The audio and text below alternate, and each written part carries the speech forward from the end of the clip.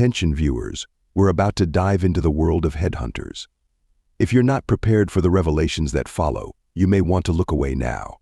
Welcome back, movie enthusiasts. Today, we're diving into the thrilling world of Headhunters, gripping film from 2011 that's sure to keep you on the edge of your seat. Starring the incredibly talented Axel Hennie, known for his role in Max Manus' Man of War, and the captivating Nikolaj Coster-Waldau, who you might recognize as Jaime Lannister from Game of Thrones. These actors bring a depth and intensity to their characters that make Headhunters a must-watch. The film is directed by Morten Tyldum, who later went on to direct the critically acclaimed The Imitation Game, showcasing his knack for creating suspense and drama. The production was overseen by Asle Vatine, whose recent works include the award-winning series Occupied, ensuring top-notch quality and storytelling. The Headhunter's story. The well-dressed man with the Napoleon complex, feeling humiliated due to his short height, is the narrator of a story whose main themes are greed, lies, and the horror of loss.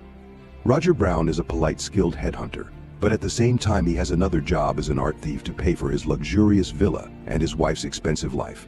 He does it according to a precise plan, and with such a skillful behavior that it seems he's also an artist. He is also obsessed with his short height, which is why he tries to influence his tall and beautiful wife, Diana, by buying expensive gifts while she wants to have children more than anything. After an accident, in order to save his life, he has to escape from the bad men on the one hand, and on the other hand, he has to convince the police that he is innocent and that a conspiracy has been hatched against him. But he's guilty of murder, at least for unintentional murder. This film is a sarcastic critique of modern capitalist ethics. A common pattern in modern life is that people seem to be trying to get ahead of each other on the front line of a race. In this contest, all kinds of tricks and crimes are allowed, and eventually life, despite its stylish and civilized appearance, becomes a kind of primitive survival conflict. Camera. The camera moves to every corner at the beginning of the film, but over time, this movement and search gives way to fixed and still angles. The camera views and angles chosen are reminiscent of the atmosphere of Hitchcock's films and his fixed but searching camera. Theme. The chasing theme is reminiscent of the Coen brothers' film No Country for Old Men. In that movie, there was a dangerous killer chasing his victim, and he found him by a tracking device in a suitcase full of money. The element that seemed to be the cause of happiness at first, the suitcase of money, actually causes misery and death. This combination of factors of happiness and misery can also be detected in the Headhunters. In the very first scene, Brown is busy decorating his beautiful hair, but during the chase, he realizes that the GPS tracker is glued to his hair through a special gel, and thus the killer finds his trail everywhere. Almost all the characters in the film eventually reveal a new identity that is very different from their original nature. Brown shows a powerful personality at first, but at the end of the film, like a helpless boy, he gets into his wife's arms and confesses his mistakes to her like a helpless boy. He used to hide his masculine weakness by betraying his wife and suppressing her natural desire to have children, but in the end he reaches a certain maturity. In an impressive scene, Brown shaves his hair painfully, with a razor representing removal of his former personality and becoming another human being. Like in the Coen brothers' film, what is considered very dear and important is bringing him death.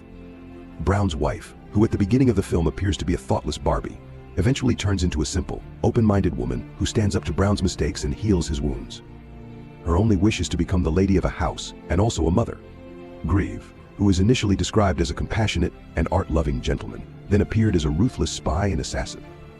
The police officer, whose behavior in a sensitive scene shows his ingenuity and experience, foolishly closes the case in the end. A woman who innocently begs Brown until the middle of the film to admit her passion suddenly intends to kill him with shocking brutality. Narration. The plot is manipulated to a happy ending, and therefore seems somewhat imposed.